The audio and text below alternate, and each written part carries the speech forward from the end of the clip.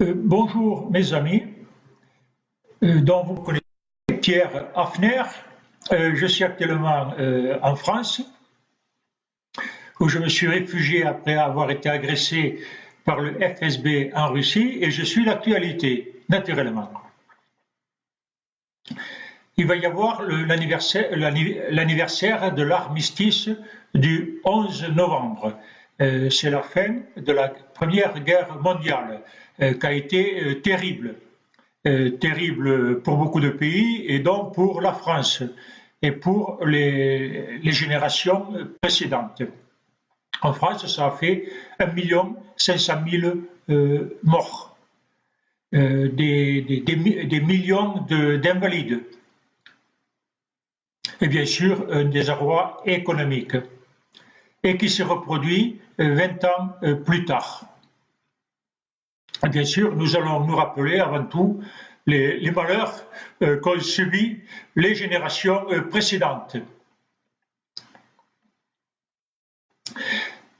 Sur la place de chaque village, il y a un monument aux morts et des listes, je dirais, interminables de jeunes qui ont perdu la vie au meilleur de leur âge. Et dans le moindre village de France, il y a ce monument qui nous rappelle les horreurs de la Première Guerre mondiale. Personnellement, je suis originaire de Bagnères de Luchon. Il y a bien sûr sur la place de la ville, en face de l'église, le monument aux morts, où, quand étant jeune, on se recueillait avec les écoles. Enfin, des écoles, on en est là. Et on ne comprenait pas bien ce qui s'est passé et le malheur des générations précédentes.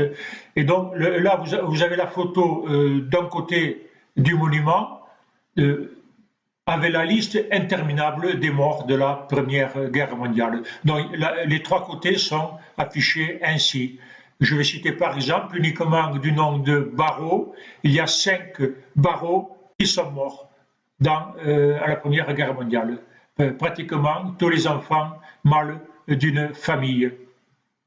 En dessous, bien sûr, il y a les noms des morts de la Deuxième Guerre mondiale, qui est beaucoup plus court, heureusement, mais qui a les mêmes origines. Et bien sûr, nous allons nous attaquer aux origines des guerres, pour ne pas qu'elles se reproduisent. Le 11 novembre, Macron a invité Poutine en France.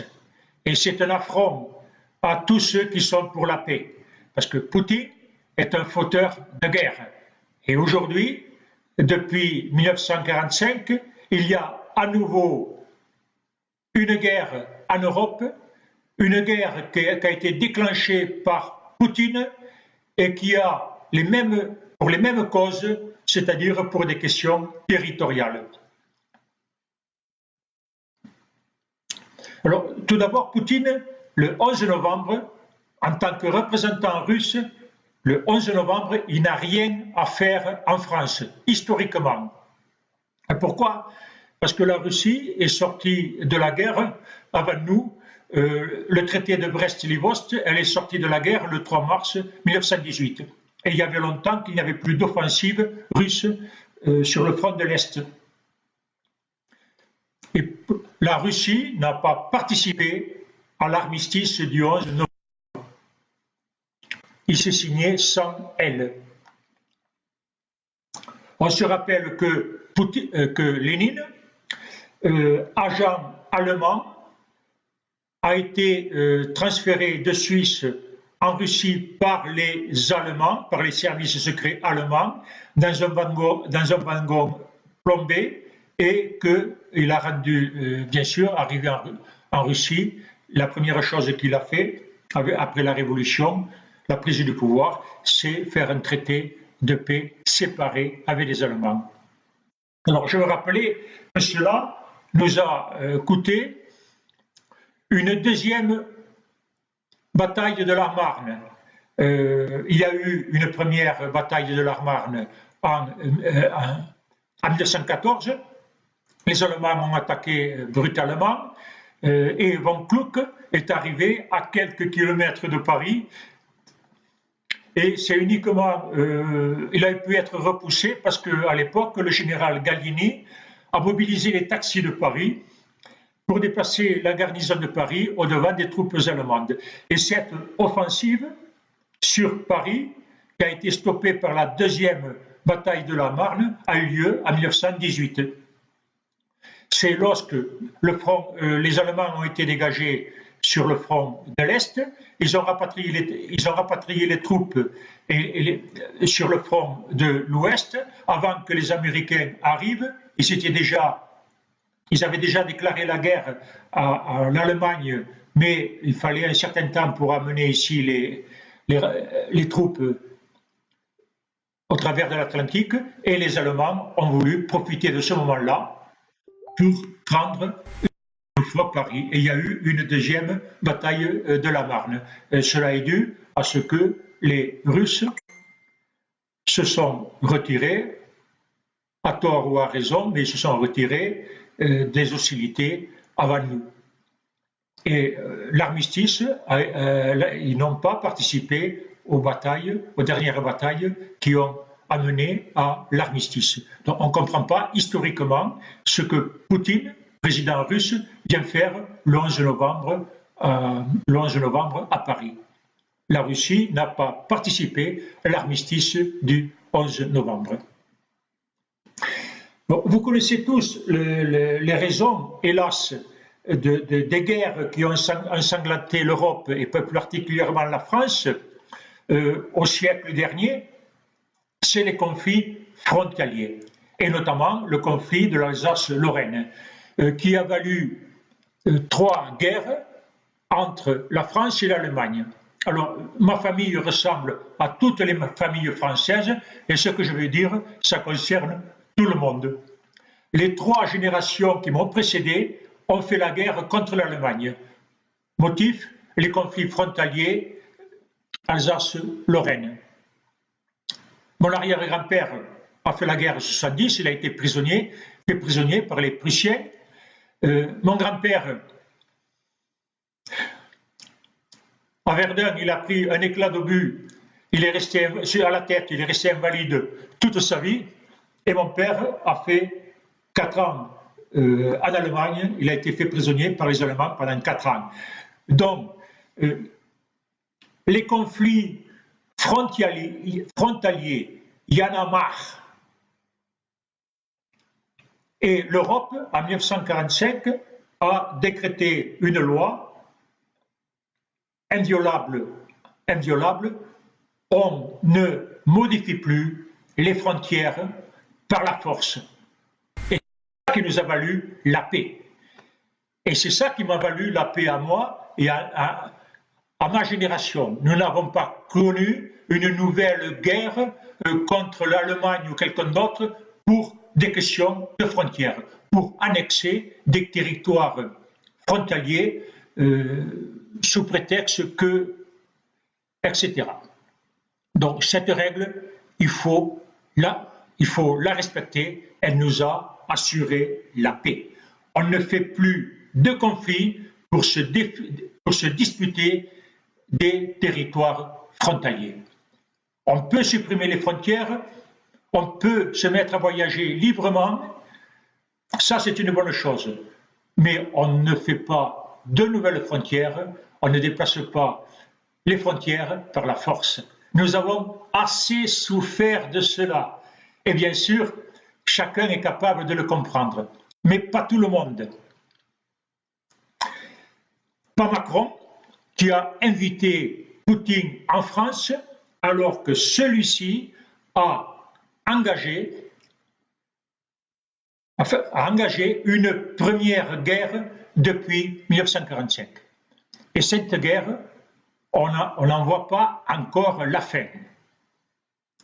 Alors il faut se rappeler le discours que Poutine a fait le 18 mars 2014 à Yalta.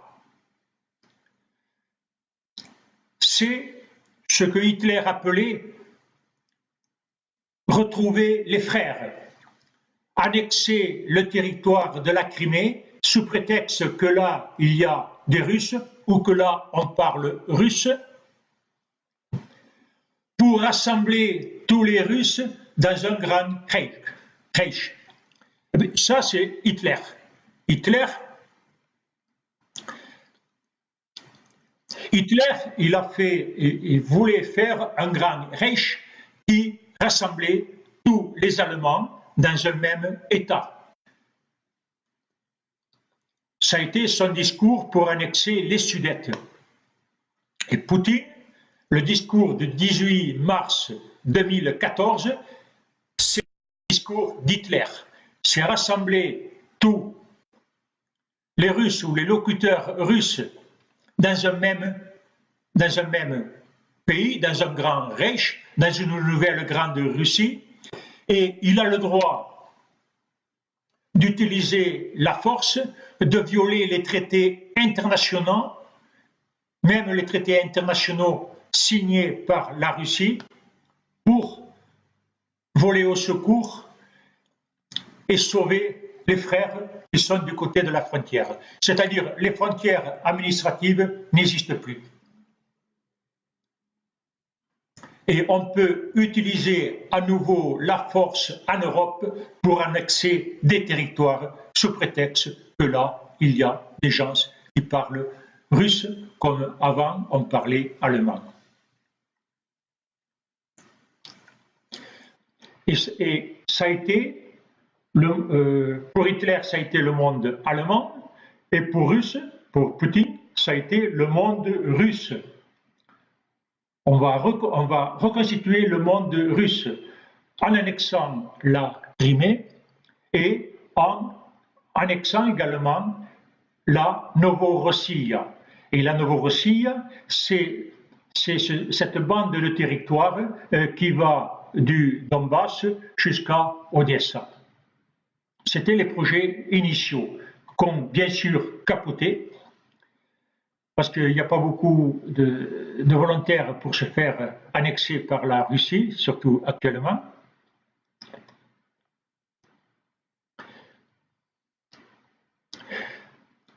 Alors maintenant, il y en a qui disent « mais il faudrait donner la Crimée à Poutine pour qu'on ne parle plus de cela et régler l'affaire, pour avoir la paix en Europe ». C'est exactement ce qu'ont dit Chamberlain et Daladier. On a dit à Hitler, on va lui donner les Sudètes, il sera content et nous aurons la paix. Et on n'a pas eu la paix, on a eu la guerre.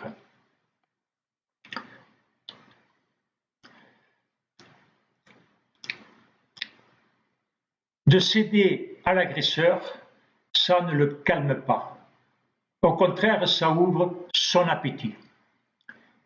Et nous allons regarder ce qui nous est arrivé en Europe.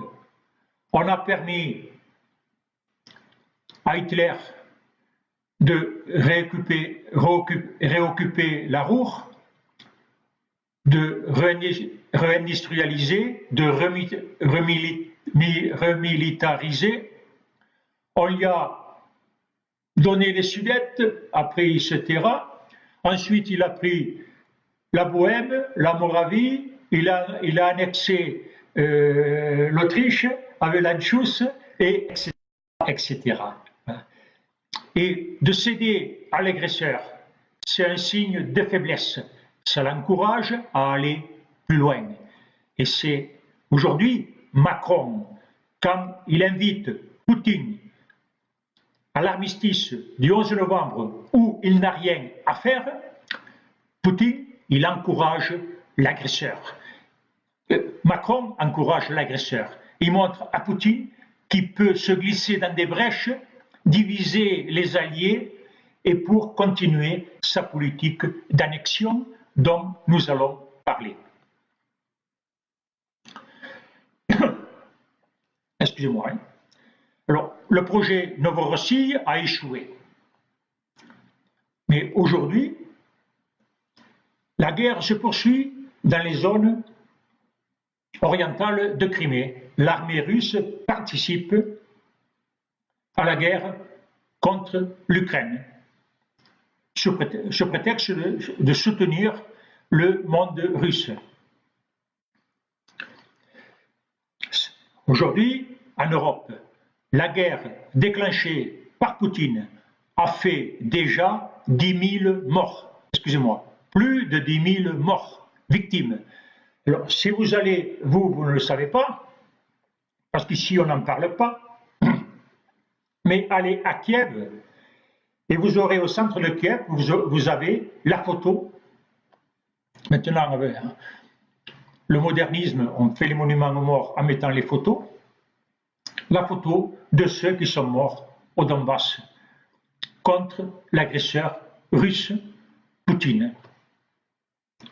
Et la guerre aujourd'hui se prolonge.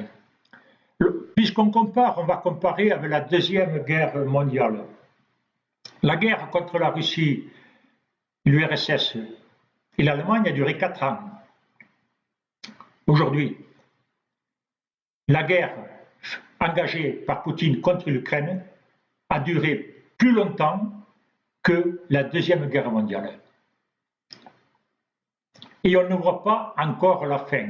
Et on ne sait pas comment ça va terminer.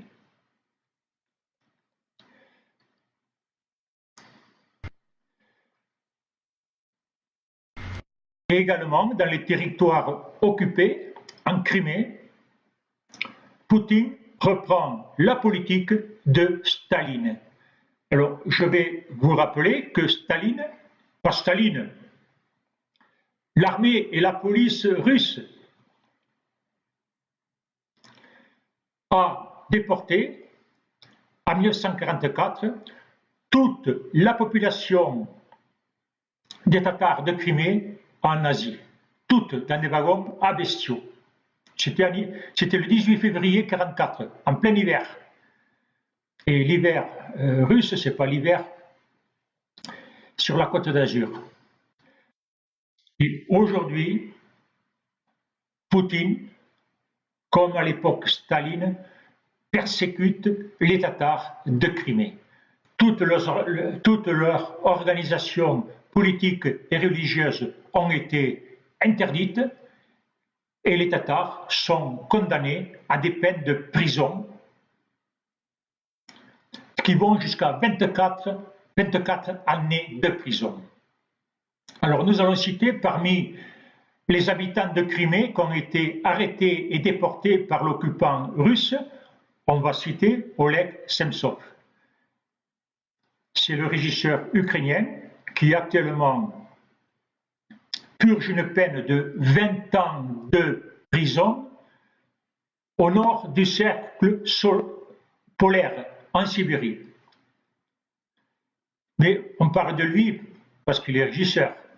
Mais ce sont des milliers et des milliers de Tatars qui subissent la répression, les perquisitions, le fascisme de Poutine, et des milliers ont été obligés d'émigrer de Crimée, se sont réfugiés essentiellement en Ukraine.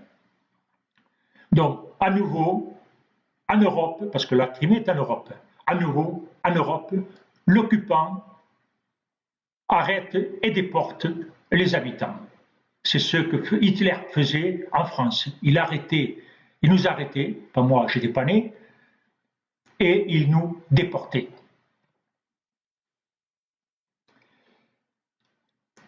Et cette politique de grande Russie, elle est dans l'ADN du syndrome impérial.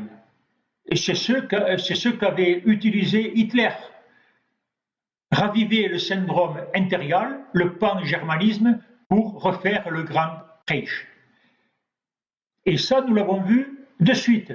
Dès que la Fédération de Russie s'est créée, le premier conflit a été en Moldavie, où l'armée russe, dirigée par le général Lebed, a fait une guerre pour défendre un monde russe en Moldavie.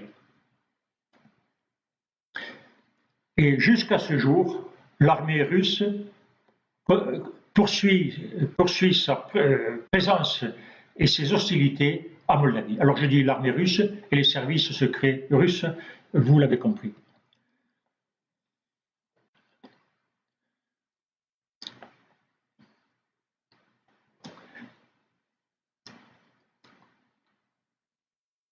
Avant d'annexer la Crimée, la Russie a déjà annexé des territoires étrangers.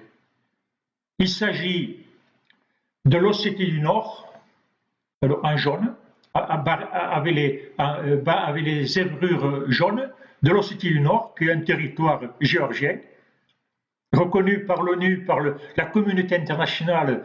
Les frontières sont reconnues par tout le monde, mais la Russie, elle ne s'embarrasse pas de cela, comme Hitler, et ils ont annexé une partie du territoire géorgien, comme dernièrement ils ont annexé la Crimée. Et également, la Russie a annexé une partie du territoire géorgien, c'est Abkhazie. C'est les zébrures en violet que vous voyez à gauche. Et cela, ça s'est passé en 2008. Donc, les méthodes hitlériennes de mépriser les frontières internationales reconnues elles-mêmes par la Russie, d'envoyer les troupes russes à l'étranger pour annexer des territoires étrangers, on les a vus déjà également en 2008. Pardon. Et c'est l'arme de Poutine. C'est comme l'arme d'Hitler. C'est profiter, mettre en avant des différences ethniques, de langue, etc., pour agresser les pays voisins et contrôler leur territoire. Actuellement, il se passe la même chose avec le régime fasciste hongrois dirigé par Orban, qui s'entend très bien avec Poutine. La Hongrie distribue des passeports hongrois à des citoyens ukrainiens qui logent dans les Carpates. En Hongrie, il y a un ministre à part entière, c'est ministre des territoires étrangers, qui gère, paraît-il, les territoires des minorités hongroises en Ukraine. Donc nous voyons que Poutine, il a des émules et on est revenu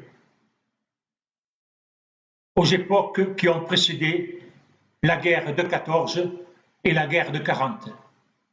Excusez-moi, et la guerre de 39, parce que nous avons commencé la guerre en 39.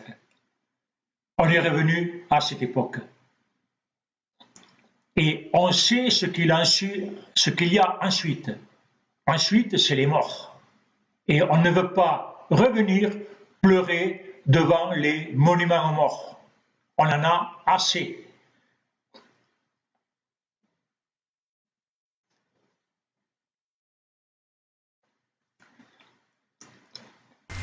Et ceci laisse en présage un très mauvais avenir.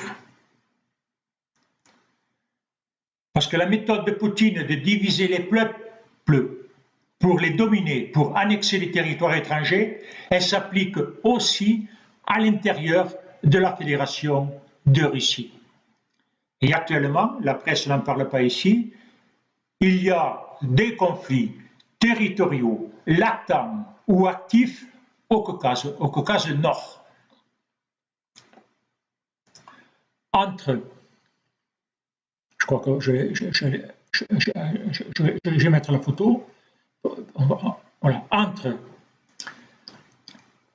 la Tchétchénie à droite et l'Ingouchétie à gauche. Et la Tchétchénie a annexé les territoires ingouches que vous voyez en rouge. Il y a eu des manifestations en Ingouchétie Et Kadyrov, le dictateur tchétchène, qui est aussi le fils adoptif de Poutine, il a dit, rassemblez-vous sur les territoires que j'ai annexés. Et si un de vous en ressort vivant, je vous les donne.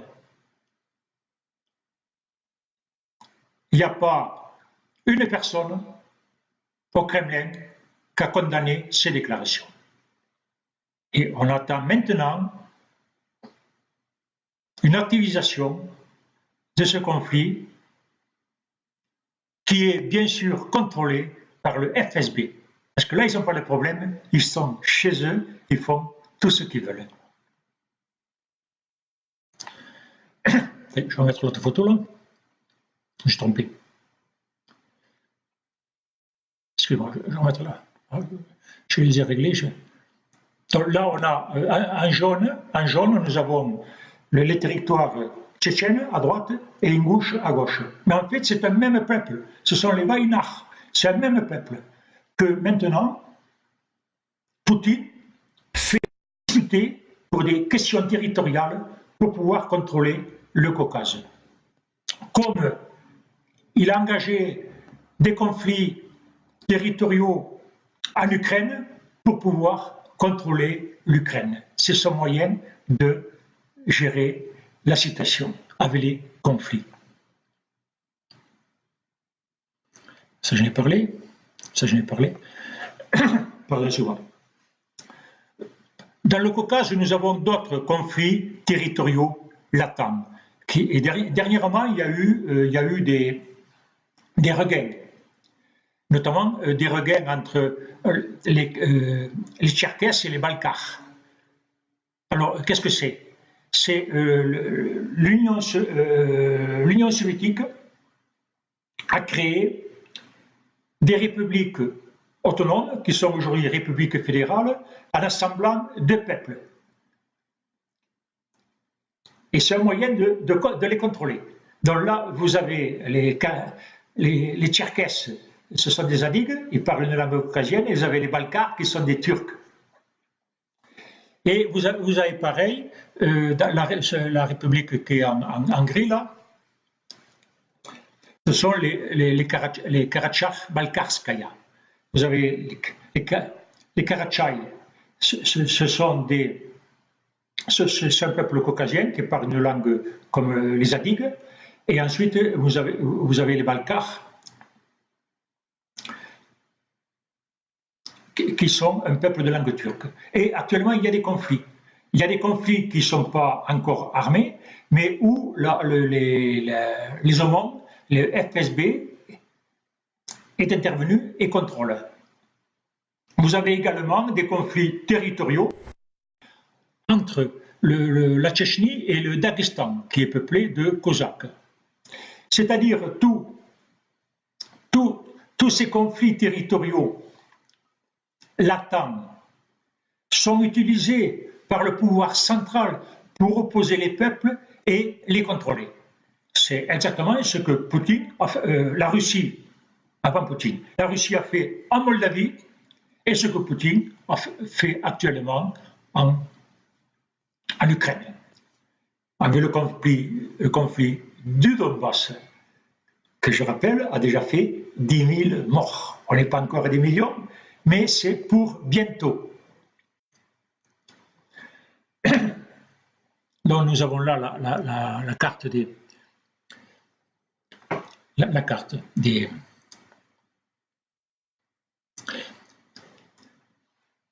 Nous allons prendre un exemple de conflits territoriaux.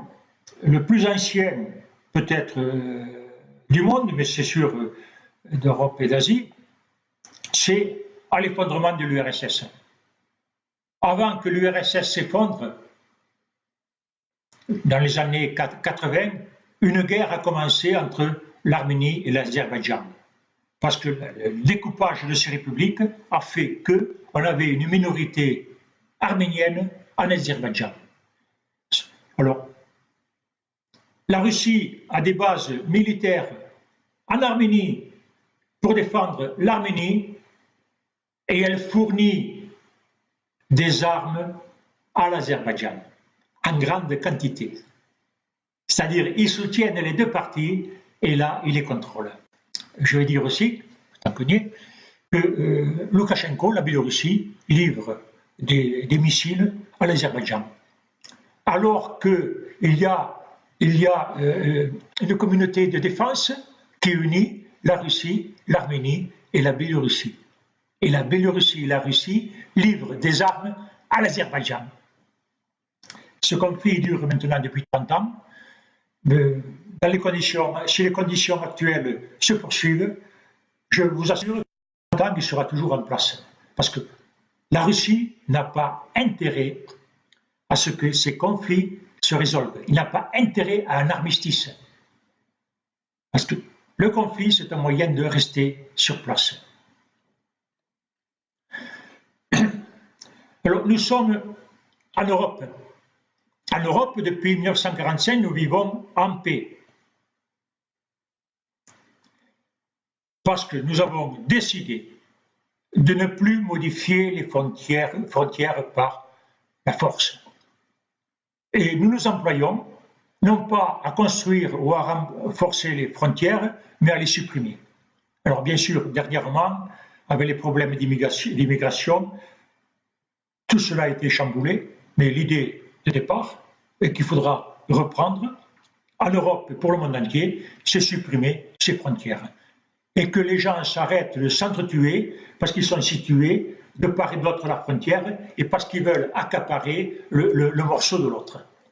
Alors, on a une petite expérience et on sait que c'est le moyen des dictateurs de rester en place. À un moment où leur pouvoir faiblit, c'est de déclencher l'annexion d'un territoire voisin pour déclencher par cet effet un sursaut de chauvinisme, je ne dirais pas de nationalisme, ce serait faire un sursaut de chauvinisme à la population, et leur montrer que ce sont des gens qui défendent les intérêts de la nation, qu'ils sont en train d'exterminer avec ces guerres.